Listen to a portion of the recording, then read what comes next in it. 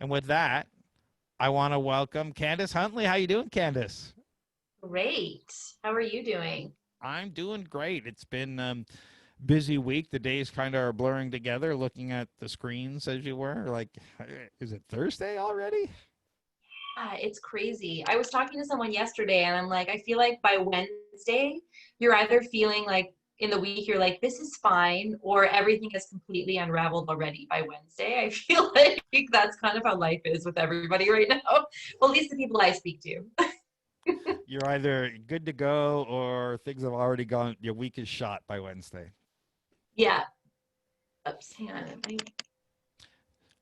So I guess Um, we're talking about fueling sales through thought leadership today. yeah. Is your computer working okay? It's saying that my screen share, oh, there we go. Yes, my computer is working okay. Because I heard you typing That one was away definitely frantically. user error. Okay. Just making sure based on our pre discussion. So over to you, Candace. Perfect. So, yeah, so today I want to talk about fueling sales through thought leadership. Thought leadership is such an overused buzzword. I do realize that, but there is some merit in really talking about it and figuring out how it can fit within your overall strategy, and using it in a way that doesn't make it so that you're one of those people that's walking around. I know people love the word guru. It's not one of my favorite words because, again, I feel like that's also overused. Not everybody can be the best guru in the world at everything. So I feel like sometimes we just have to leave that to the what it is. And you can definitely become an expert and you can showcase your expertise. And today we're going to talk about how to do that and we're going to talk about why you should do that. So I guess my question for you is, or let's talk about me for a second. Um, so yeah, so who am I? I am the founding partner at SongBird Marketing Communications, and I work with a lot of small and medium-sized businesses. I work with individual experts, really to help them to build a platform and to connect with their audiences in the right ways at the right time. I specialize in doing media and influencer relations. I do a lot of social media, content strategy and development. I do some experiential marketing, although that's kind of like taken a turn for whatever it is during COVID. We're all kind of finding ways to be creative with things. And I have worked with companies on a local scale, on an international scale, and just run successful and fun strategies for lots of different types of brands and different industries.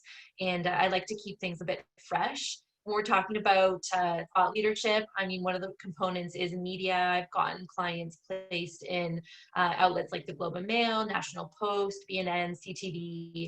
I've listed some there. But I mean, the reality is everybody is going for those big media hits. And a lot of people forget that thought leadership can be so much more than just media. And I want to talk about that a little bit more because when I first started in PR, this is story time with Candace. When I first started in PR, I was super green. I had no idea, exactly what life was at the time. And in my naivety and just in my sheer kind of determination, I sent out a bunch of emails to big media journalists and contacts. And at the time, I was just like, hey, I wondered if you wanted to meet for coffee. I just wanted to pick your brain to see the kinds of things that you might be looking for in a pitch and things like that. Of course, I would say I think 6 out of 10 that I sent said no. One just didn't respond, and I did meet with a couple of them, and one of them actually told me that, and this was years ago when I was first starting, so we're talking about a decade ago. One of them told me that brands and individuals are going to have to continuously look for ways to bypass the media. And that's really sat with me since then. And I think that it should really, I hope that that's one thing that you can take away from today is that your thought leadership platform can be so much more than just trying to get a media hit. It's really, we're going to be looking at the big picture today. Okay, so why thought leadership? And I know, I don't even have the chat open here. My thing is, I feel like a lot of people um, kind of forget about asking what the why is. I can't even open my chat here. I don't know what's going I've on. got the chat. Don't worry. I know I like doing things and getting in there. So a lot of people ask why. What's the big deal about thought leadership? My thing is that, and it's been proven time and time again, that your audience, whoever they are, wants to hear about you from articles and from reviews. They don't want to hear about you from ads. That's not to say that ads are not effective, because ads can help you build awareness. They can help you to really target and pitch something specific. But when it comes down to it, when it comes down to that being trustworthy and building that credibility, you really want that third party credibility from media or influencers. You want to get that credibility from sharing your expertise and showing that you are the best at what you do in the industry. Or if you have direct competitors that do similar things to you, that you're the best at what you do personally, and why someone should work with you other than your competitor. You know, you is what makes you different. That's what makes you unique. So, for me, there are lots of marketing companies that are out there, but someone is going to choose to work with SongBird because they thought that maybe there was a connection between them and myself, or my business partner, or our team. And it could also be that it's just a personality thing. It could just be whatever it is. You need to figure out how you can connect with your audience, and that is your why. It's that connection, it's that credibility, it's building that trust. And that's why you want to focus on building a great thought leadership strategy, so that you can really pinpoint that and do the work to actually build yourself up as that go-to expert. So our So that's first my, question: oh yeah, excellent. can you define your definition of thought leadership? We're going to get there, I Oh, cool, promise. fantastic. Absolutely. In fact, this is the next slide. So thought leadership to me is someone who focuses on becoming the go-to expert in their field based on expertise and knowledge. Now, there are a couple of different ways that people look at thought leadership. Some people look at thought leadership as influence. Um, I would kind of disagree with that, knowing that there is an entire influencer community out there that's really focused on sharing other people's stories, and doing reviews and things like that, and creating content. And creating content doesn't necessarily make you a thought leader. That can be part of it. But thought leadership is not just about being an influencer. Thought leadership is about using the expertise that you have and becoming that go-to person in your industry, in your field, to your audience, whatever it is. That is becoming a thought leader to me. Great, thank Um, you. yeah, perfect. Now, thought leadership is great for a couple of things. I did talk about a few of those in the last slide. But I would say that the two main things that you should look for when you're building a thought leadership strategy, you're going to be looking for credibility, and you're going to be looking for visibility. Notice how I didn't say sales. And that's gonna be a thread throughout this presentation, is that thought leadership is part of your overall strategy. It's a great tool for you to use. And if you're doing it right, then you can incorporate it with your sales strategy. But you're gonna do so in a way that makes sense, because you're going to build up your credibility, which in turn is going to help you to build your sales strategy, and it's going to help people to come to you first. And your visibility, if you're out there, if you're putting yourself out there, you're creating content that showcases your expertise, and you're creating content that showcases your personality and everything that makes you different, then people are going to see you. And the people that are going to see you, and the people that you want to see you, are your target audience. You have to remember that visibility is something that you need to get away from those vanity metrics. And this is a whole other presentation. I've talked about this a lot. I've done IGTV videos on it. It's one of my biggest pet peeves, is that people they say, oh, I want to get 20,000 followers, or I want to get 100,000 followers. And to me, that's a who cares moment, because you can have that visibility, but if they're not people that are going to buy from you, then there's no point in investing the time in doing that. You want to invest your time in building strategies and using tactics that are going to help you with visibility among your target audience. And so that's something that can help you to kind of figure things out along the way. Now, your ultimate goals to really, that you can kind of talk through and think through when it comes to thought leadership, oftentimes has a lot to do with some of the other strategies that you're doing for your marketing. So it's good for increased website traffic, to build a community of loyal customers, increase your brand awareness, create warm leads, connect with your audience.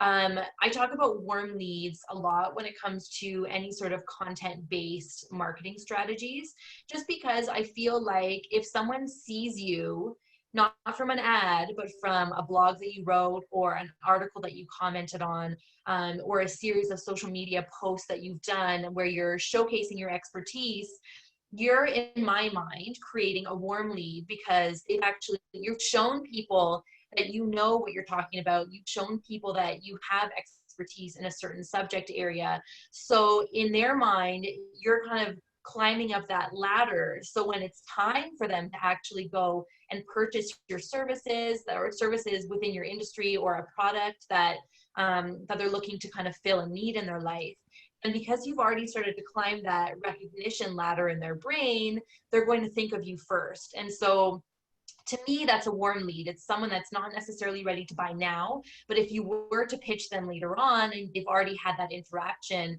you're not necessarily going in there cold.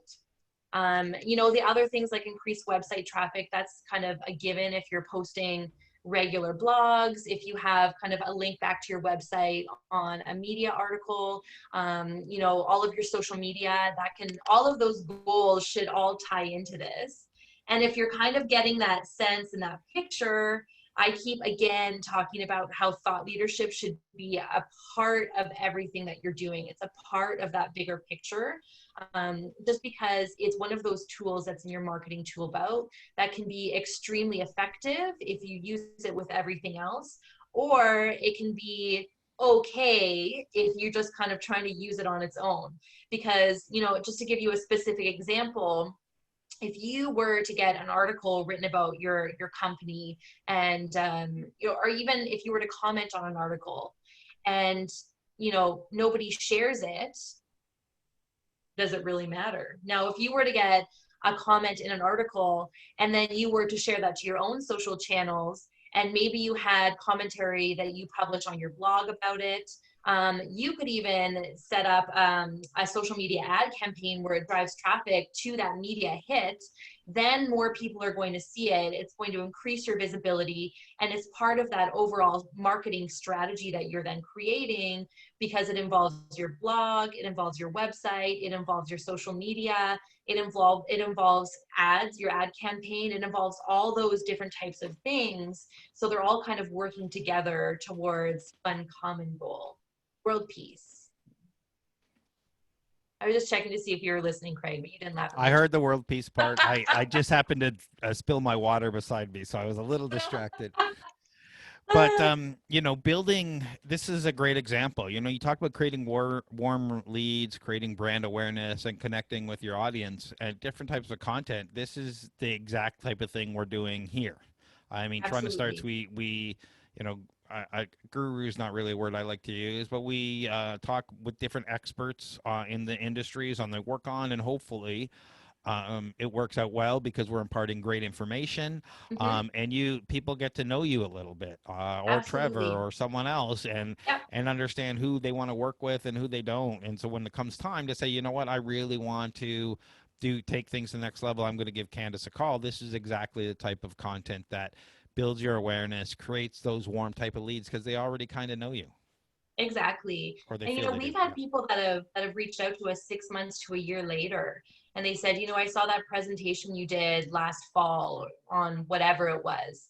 And we're like, oh, that was a year ago. But you know what? It proves that kind of these types of efforts that you're making to actually build that thought leadership platform and to use it as a strategy and a tool actually do work. And it might not work immediately. It's not one of those things where, and sometimes it works immediately. Sometimes you might have someone read an article and reach out to you right away, but it's one of those strategies that you're looking to really build up over time, because you need to do the work to build yourself as a brand, to build yourself as an expert. Are you going to be talking about the proper content mix? In terms of, so I wasn't going to dive too specifically into different platforms. So what would you, we have another question, this is why I'm asking. What would you suggest as a content slash sales mix for paid community mastermind group? Content, so I'm never a fan of sales, period. So the way I see it, I just, for me, I don't think a hard sale is ever the way to go. And I know not everybody agrees with me, and I know there's a place for it. But I feel like in terms of a content mix, and this is something that I've talked about in other presentations as well, I feel like people want to hear three things from you. They want to learn something new. They want to learn something new about anything. They want just to want to learn. Um, they want to learn about sales and deals that you have going on, and they want to learn about new things that you're doing with your organization. And so, or as an individual. And so I kind of feel like if you go by those three things, you never really need to make a hard sale. You really just post things that your audience wants. And oftentimes when it comes down to the mix, you definitely have to figure out what that sweet spot is for your audience and what that sweet spot is to what you're comfortable with. Now, I know some people talk about, there's so many different mix rules that you'll hear online. I've kind of always subscribed to the 80-20 rule as something that I use as a benchmark. So if I am going to post something salesy, let's use that in quotes, I would only do that 20% of the time, whereas 80% of the time, I'm going to be actually just imparting knowledge and sharing information, using, you know, my channels to connect with other people and build those relationships. I feel like, you know, especially with what you're doing, if you're doing a mastermind group, I think relationships are probably, that should be your bigger focus than sales. Number one, all the time, every day, all day long.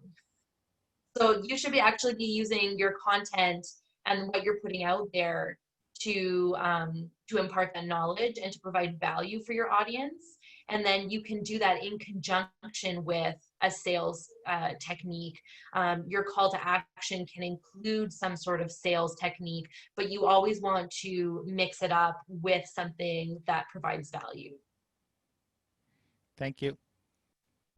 Again, that's my opinion. You can ask 10 different people and get 10 different answers on that one. But yeah, I feel like the 80-20 rule for that is kind of a good jumping off point, and then you figure out what the threshold is for your audience. If you want a specific number, that's what I would say. All right.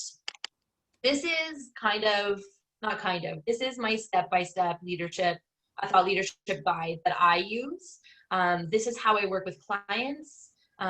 This is how I suggest people build their thought leadership strategy. So I'm kind of giving you a little bit of an eye into my world here and telling you how I would do things. I know you're thinking, that's crazy, Candace. What are you doing? Why are you sharing with us everything? Well, I'm of the mind that, you know, knowledge is power.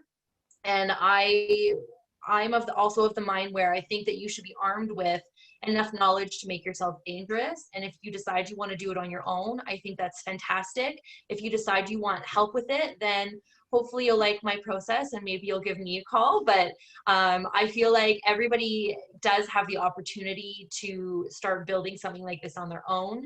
It's something you can do. It just takes a lot of work and time. So it depends on where you want to invest your energies and your time. But that's like with any marketing strategy. So for me, and I'm going to go through these more in detail, but step one for me is always to build that thought leadership platform. That's really to figure out what you're going to become an expert in. You have to do that before you start. And so step two is going to be building the foundation for outreach. So really looking at where you're going to connect with people. Step three is building your strategy. And I feel like this is where most people really just fall off the rails, because most people don't actually create that strategy. They don't create that foundation before they actually start executing the strategy. They think, okay, well, I know what I'm an expert in. I know where I want to be. So I'm just going to start. And I love the gumption when I see that, but I feel like if it's not backed by strategy, you're probably going to get a little bit frustrated with where things are going because you haven't thought it through.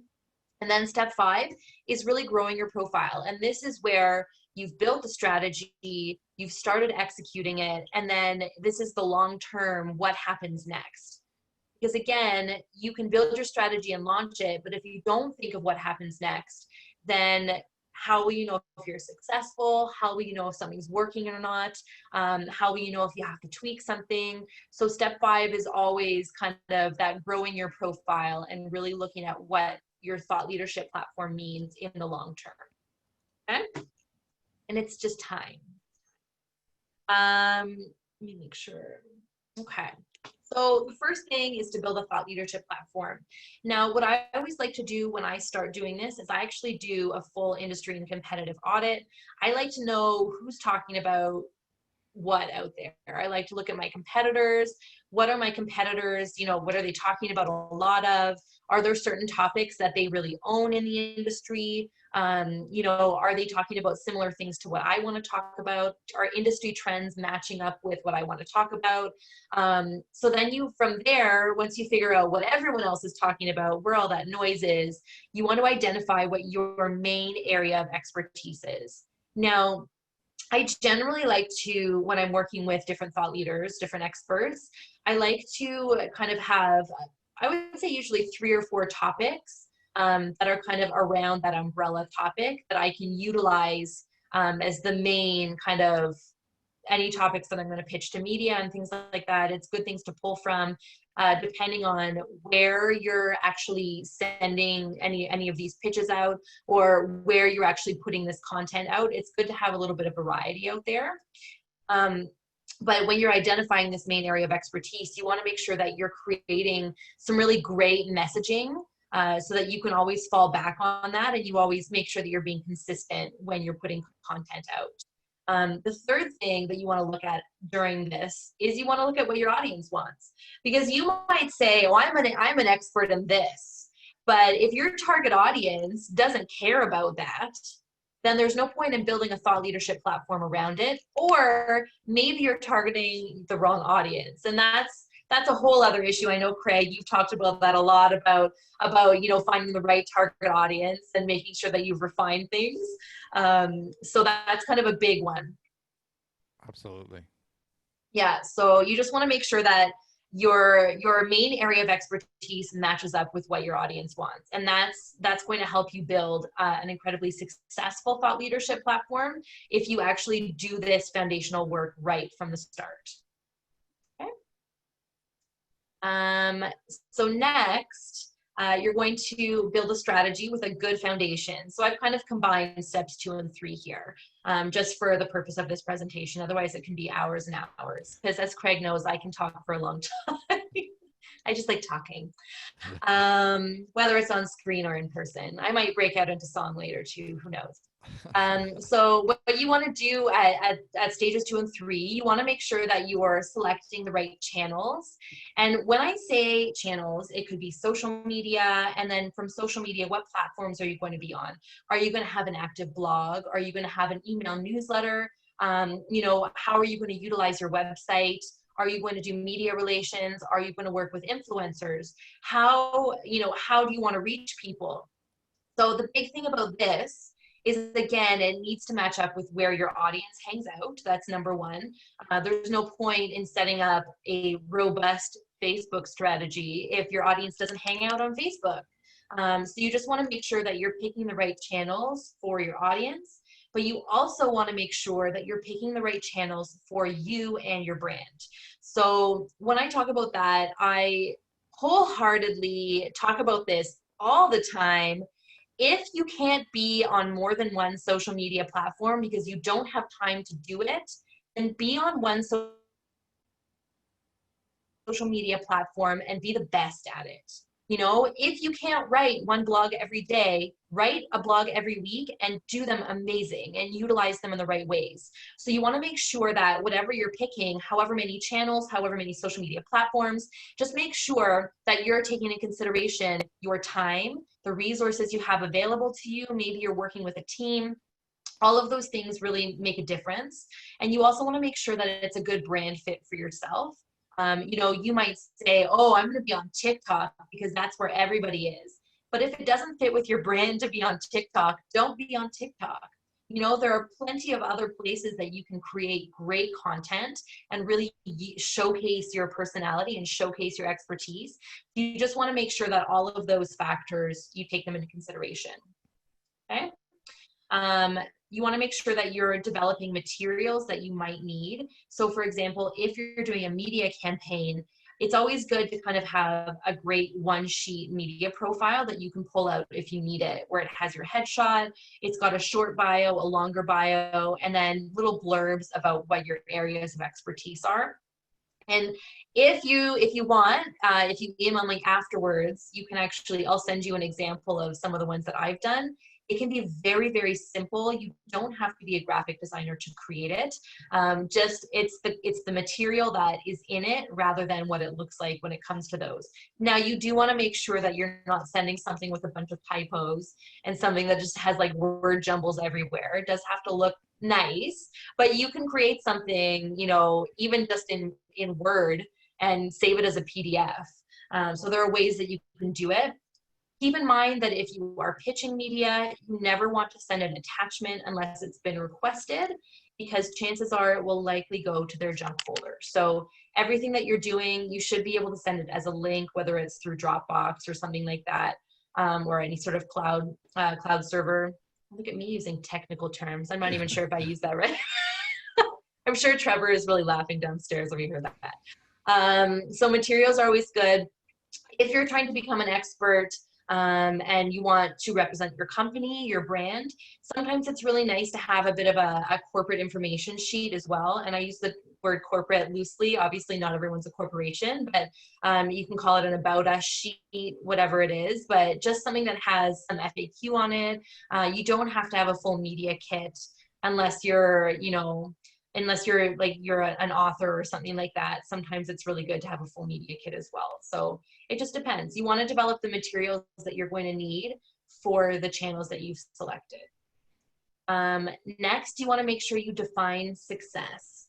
This is one that a lot of people just forget to do. They think, well, you know, I'm successful when I'm an expert. Well, you're already an expert in what you do. So what does that mean? You want to make sure that, and everyone's probably heard the term SMART goals. You know, you want to keep things simple. You want to keep them measurable, attainable. I don't even remember what, I always forget what R and T stand for. I know T is timely. The gist of it is you want to keep things simple and you want to make sure you give yourself something to measure. Whether that's, okay, I want to get, you know, 10 media mentions by the end of the year, or I want to be able to write one blog every week. That's a really good measurable goal for you.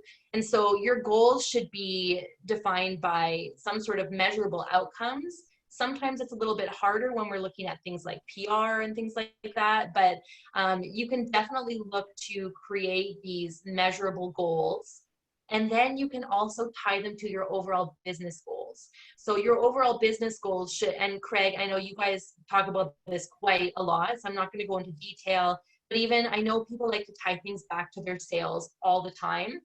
So when it comes to thought leadership, you want to make sure that your goal for your thought leadership platform isn't necessarily to make $20,000 in sales.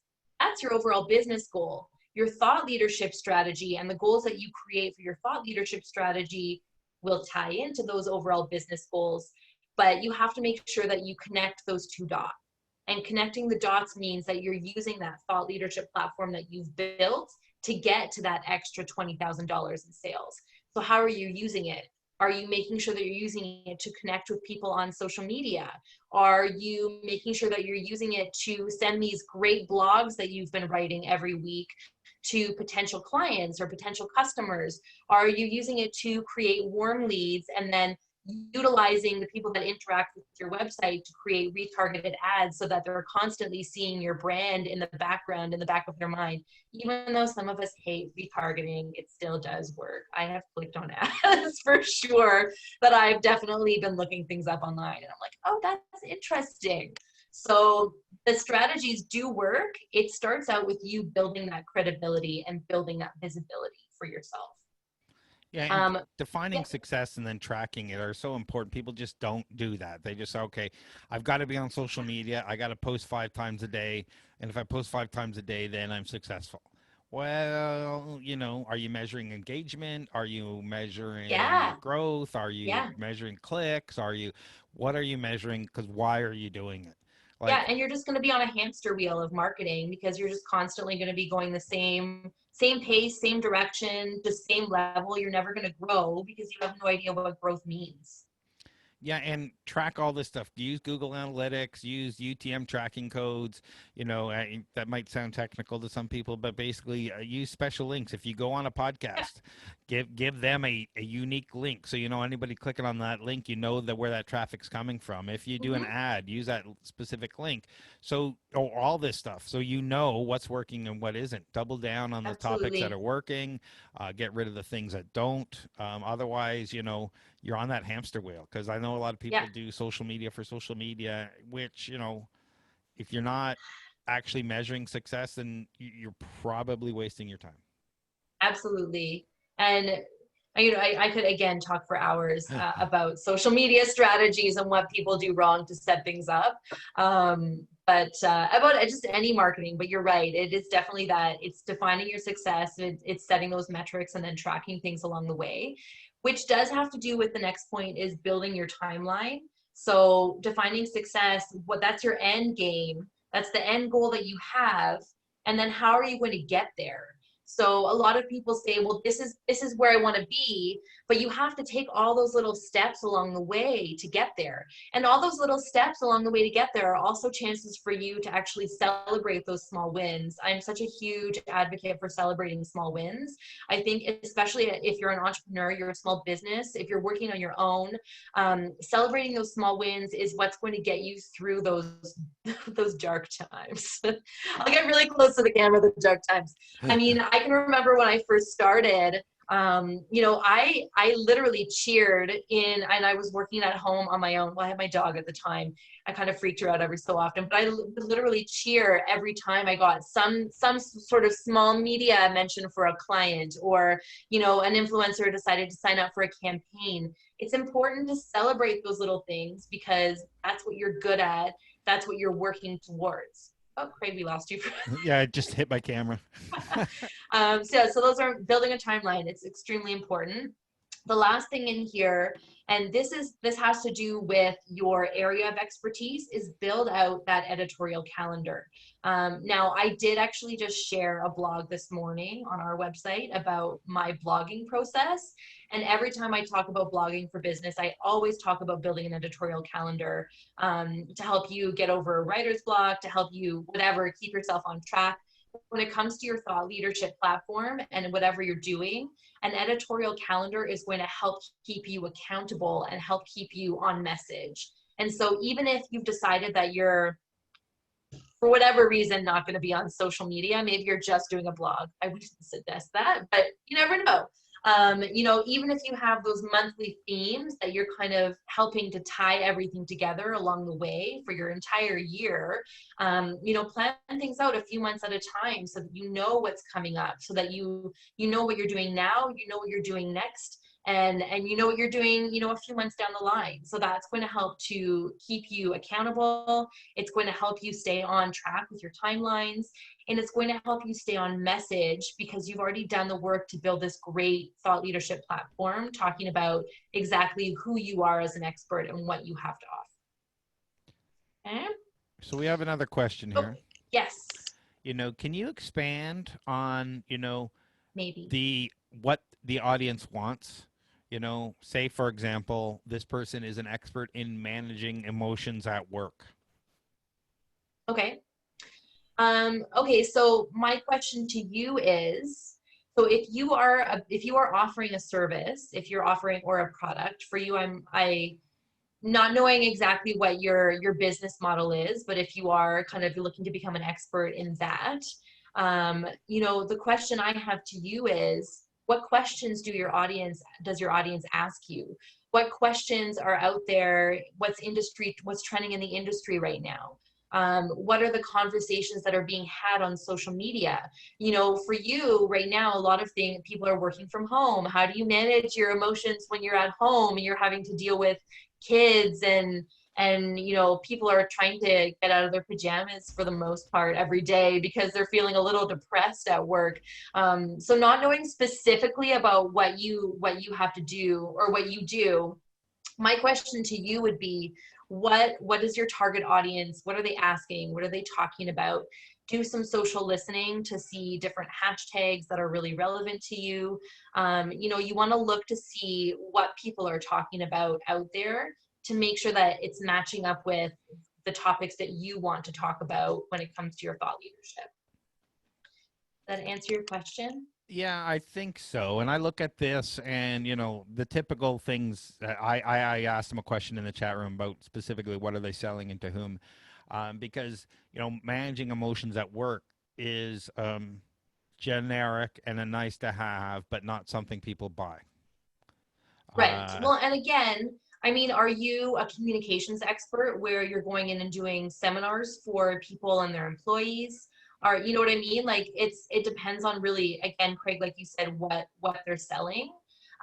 You could be someone who is an expert on stress. You know, you could be, if you're managing your emotions at work, do you focus on communication between employees? Do you focus on communication across all levels? And those are the different things that you need to look at.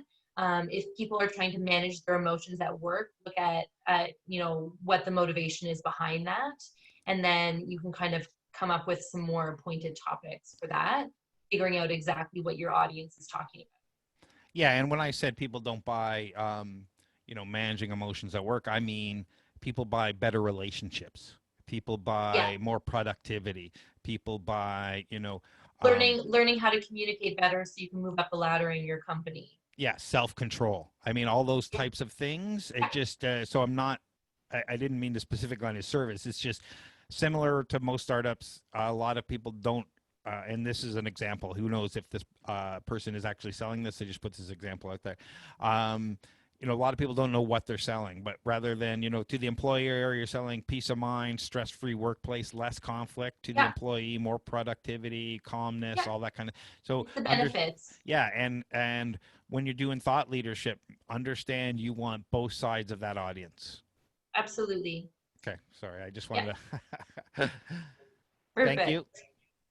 All right. And I got So, another question. oh yeah, I'm just gonna Does leave this up. talks like this count as thought leadership? Absolutely. This is part of my thought leadership strategy. Because Thank. hopefully you'll remember me. I don't know. Hopefully you'll remember me or whatever it is. You know, if you're thinking about building your own thought leadership platform, you might go to our website to look at our blog and some of the pieces about it. You might interact with us on social. You might send us an email about, you know, asking questions. You might sign up for our next masterclass that's coming up on September 25th. All of those different things. And to the person that was asking, what is the content mix between sales and not? That was me selling myself basically as well, but without saying, come and buy my services. Because I always find that's a little disingenuous. Thank you. Perfect. All right. So with your next two stages, oh, I don't know what I just did with my hair there. Let's just put that back. It's looking a little crazy. So the next two stages, you want to execute your strategy and you want to grow your profile. So again, I combine these two just because I like thinking about things in as a cycle. So you're going to start out with content, regardless of what channels you're using, whether it's blog content, social media content, whether you're looking at, you know, connecting with the media, whatever it is, it's always going to start out with content because simply because you're always going to have that messaging as your base. So your content leads to building a great reputation. That's what you need to focus on with your content. It should all be kind of targeted and directed towards that, because your reputation, remember, is how people view you. And so that's really what you're looking to try to build in the beginning. The more people see you, the more they're going to talk about you and share your content. It all comes to that because you want to build that trust, you want to build that credibility. And then that's going to lead to building a community. And again, this is where numbers might grow, loyalties might lie with specific brands and experts. People are going to remember you. But remember, your community, you want them to be engaged. You don't necessarily need them to be huge. They just have to be engaged with whatever it is that you're selling. And then you want to, from your community, sorry, I have a hair in my eye right now. What is going on right now with life? There we go, it's done. From your community, you want to make sure that you're looking at relationship building. So you've started to build up your community and that loyalty. What are you going to do to really keep them interested in the long term, keep providing value for them? You want to focus on making them feel like you see them, you hear them, and you're offering exactly what they need for at that stage in their life, or whatever it is, to fill that need that you created your business because of. And then what you're looking to do is, when you get to the reassessment stage of things, this is where you want to look again. Craig, you talked, I'm not going to go into detail because we kind of mentioned it before, what's working, what's not working, figure it out. Look at the data, look at the goals that you set, look at your timelines and your milestones, and figure out if you're actually on that trajectory working towards your end goals. Are things going well? If they are, great, keep going. If they're not really working as well as you want them to do, figure out what's not working, and then you start over again. So if you figure out what's not working, then you want to figure out what you can tweak, then you create more content and you start building up that reputation.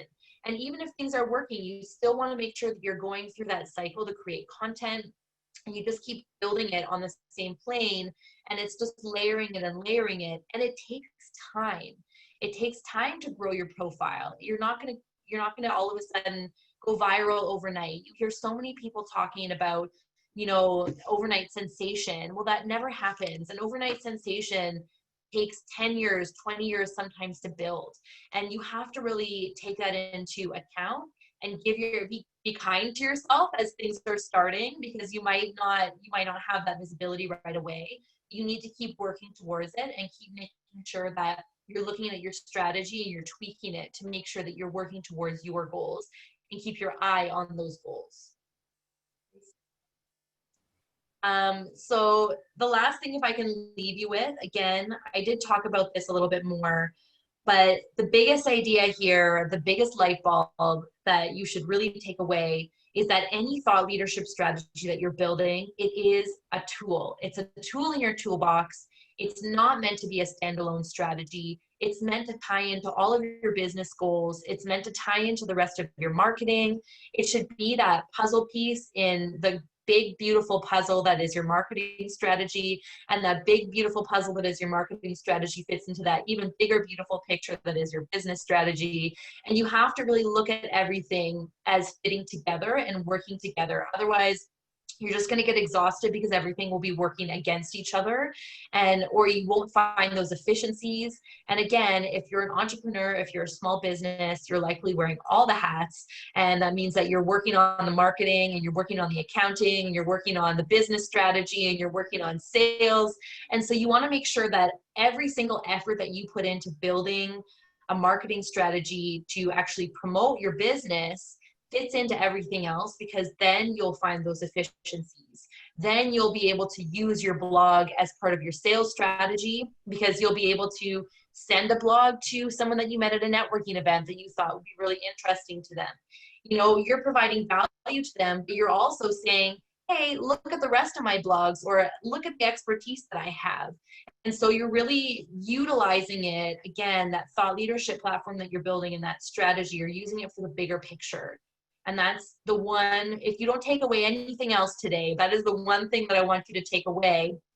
All of that work that you're doing should fit into everything else. It should make it easier for you to do social media.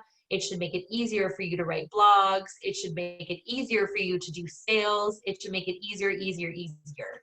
And so that's kind of the idea, is those efficiencies, all of that stuff that fits together, is really, let it work together. Don't try to force it apart. Good advice. And that's it for me today. I didn't go overtime this time, unless we go overtime with questions. But this is my contact information. Feel free to reach out at any time. I'm also on social media. You can see both SongBird and my platforms on the bottom there. We do have a workshop coming up on September 25th. It's a Friday. Next Friday, who knows what, I can't believe it's already almost the end of September, but we will be talking about holiday marketing. And a lot of people forget that you need to start that early, at least you're planning. And this year it's going to be very, very different because of the pandemic.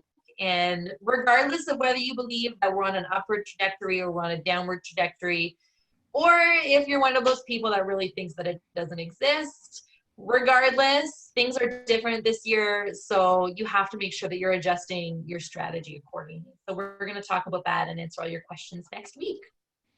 Yeah, that's great. I put the link to your workshop in the Perfect. chat room. I also put the link earlier to the blog you mentioned about foolproof method to blogging, to solving writer's block. So Yes. if people were interested in that, I just wanted to go through this. We had a little bit of feedback from that emotional coaching. He's a leadership coach. They're basically with startup expertise, and emotion intelligence is very front and center right now for people. So that's why they're Absolutely. picked that as an example. And he's in the process of developing a consulting practice with a partner. So I've actually worked with emotional intelligence experts in the past. There is a plethora of topics that you could choose to specialize in, because emotional intelligence is such it's a broad topic, even in itself. Managing emotions at work is great, but you have to figure out what you want to focus on when it comes to EI, or is it EQ, whatever you want to call it. I know it's called both. Are you focusing on soft skills? Are you focusing on building up soft skills to make yourself a better employee? Are you focusing on, trying to utilize communications to better communicate with your employees? Or are you trying to communicate better with a team? There's lots of different ways that you can do it. So if you're focusing on leadership, you can focus on building up those soft skills then as a leader. Are you looking at doing that in a pandemic right now? Is that why you're doing this? So you really have to look at the why and then figure out how you can pinpoint exactly where you're going to specialize in that kind of, it's a really large niche. Let's just say that there's lots of different ways that you can do it. There might be a technological component to what you do. Are you doing webinars? Are you doing sessions for employees? So depending on exactly what it is that you're selling, that should determine what kind of areas you want to focus on when it comes to topics. Yeah, and definitely get with a lot of that, what you said, all those topics are great. Like if you're managing conflict and other things, teaching employees emotional intelligence basics to manage conflict in a workplace rather Yeah. than holding it in to and explode, and all of a sudden we've got 10 people standing in HR. Yep. And we got Or a even, conflict. managing that you're holding it in, but you're at home. So then you're taking it out on your family and friends, right? So lots of different ways that you can do it. Yeah, and so you want to now say, all right, pick those angles, find the groups where people are talking about, find the meetups where they would find that interesting, Yeah, because there's so many different, and then say, hey, I'd love to do a 20-minute speak on this, or I'd love to come exactly. in and talk to, and get testimonials. If you do some one-on-one free stuff to Yes. help people, say, listen, I'm Yeah, happy to give you a half-hour call, but I want a video testimonial, or I want this, or I want that, because that also helps in between all your stuff to show that, hey, if you can help these people, you could probably help me. absolutely. And even, you talked about groups. There's also lots of podcasts that have popped up now, especially during COVID, because people are at home, so they're spending more time. because we can't just sit down where we all have to be super busy all the time. But there's so much that's popped up, during 2020 that you can actually utilize to your advantage for sure at this time. Yeah, and just so look at all those aspects and elements when you're looking at all your thought leadership and who you're going to talk to. So many podcasts, so many Twitter chats. Don't they're easy to find and easy to just jump on. You don't need permission. Yeah, yeah, absolutely. And I mean, getting started too, just in thinking about it, you can look especially even at your niche. I'm just talking about a leadership coach in general. You could have a niche where you're targeting parents who are trying to work with kids at home. You could be targeting, specifically entrepreneurs. You could be targeting large corporations. There's lots of different areas that you can even specialize further than just saying I'm a leadership coach or we're setting up a practice. So you kind of have to figure out exactly who that narrow audience is for you to start as well. Yeah, and all this stuff applies to any industry, right? That's Oh, why it's absolutely. just an example that we've gotten here.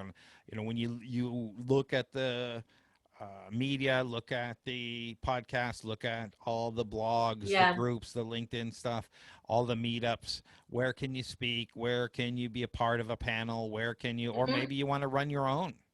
Yeah, absolutely. Look Guest at blogging too is a big one. look at me. I have guests on every day.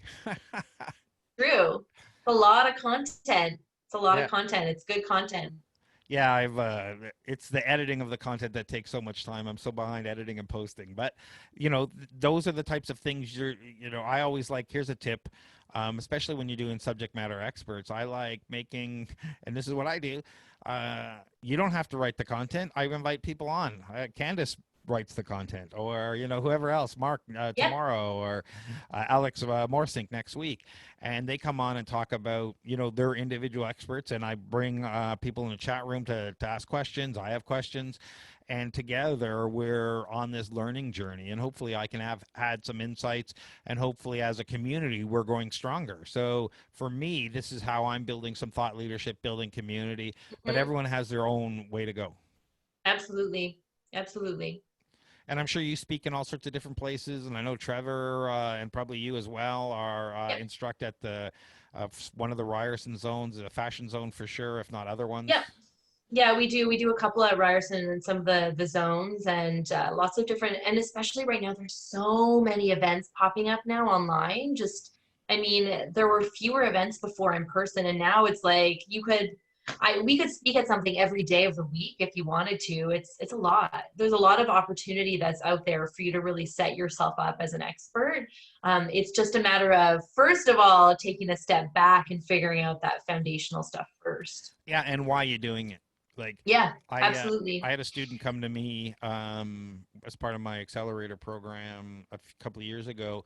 He says, "I'm going to be a thought leader on AI, and I'm going to do this speeches, and I'm going to do this." And I couldn't talk about it the first week, but a couple of weeks later, I'm like, why are you doing this? Is this going to give you more clients? Is this going to, like none of this helps your startup.